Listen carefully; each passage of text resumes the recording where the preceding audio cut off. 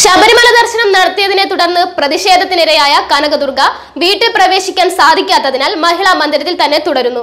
അങ്ങാടിപ്പുറത്തെ ഭർതൃ വീട്ടിൽ പ്രവേശിപ്പിക്കണമെന്നും കുട്ടികളെ സംരക്ഷിച്ച് ജീവിക്കാൻ അനുവദിക്കണമെന്നും ആവശ്യപ്പെട്ടാണ് കനകദുർഗ കോടതിയെ സമീപിച്ചിരുന്നത്. കനകദുർഗയുടെ വാദം കേട്ട കോടതി കേസ് പരിഗണിക്കുന്നത് ഫെബ്രുവരി 4 മാറ്റുകയായിരുന്നു. ആഭ്യന്തര ഗാർഹിക പീഡന നിയമവുമായി ബന്ധപ്പെട്ട വാദങ്ങൾ 2 മണിക്കൂറോളമാണ് കോടതി കേട്ടത്. കനകദുർഗയുടെ ഭർത്താവ് കൃഷ്ണനുണ്ണിയും ഭർത്തൃമാതാവ് സുമതിയമ്മയും കോടതിയിൽ ഹാജരായിരുന്നു. കേസിൽ വാദം കേൾക്കുന്നത് കോടതി മാറ്റിയതോടെ കനത്ത സുരക്ഷയിൽ കനകദുർഗയെ മഹിളാ മന്ദിരത്തിൽ തിരികെ എത്തിക്കുകയായിരുന്നു.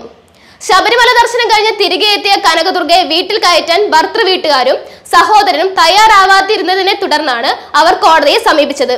ശബരിമലയിൽ പ്രവേശിച്ചതിന്റെ പേരിൽ കനകദുർഗയുടെ ജീവിതം വഴിമുട്ടിയിരിക്കുകയാണ്. കുടുംബം ഒറ്റപ്പെടുത്തിയതോടെ ഇവർ ഫലത്തിൽ അനാഥത്വത്തിലാണ്. തനിക്കും ഭർത്താവിനും കൗൺസിലിംഗ് വേണമെന്ന് കനകദുർഗ കോടതിയിൽ ആവശ്യപ്പെട്ടു. ചില കാര്യങ്ങൾ പറയാനുണ്ടെന്നും കോടതി വിധി വന്ന ശേഷം പത്രസമ്മേളനം നടത്തുമെന്നും കനകദുർഗ അറിയിച്ചിരുന്നു. വീട്ടിൽ കയറ്റിൽ നിന്നും ഭർത്താവും സഹോദരനും നിലപാടെടുത്തതിനെ തുടർന്ന് കനകദുർഗയെ സർക്കാർ ആശ്രയ കേന്ദ്രത്തിലേക്ക് മാറ്റുകയും പോലീസ് സുരക്ഷ ഏർപ്പെടുത്തുകയും ചെയ്തിരുന്നു. ഭർത്താവിനെയും സഹോദരനെയും വിളിച്ചു വരുത്തി പോലീസ് ഒത്തുതീർപ്പിന് ശ്രമിച്ചെങ്കിലും ഫലം കാണാത്തതിനെ തുടർന്നായിരുന്നു നടപടി.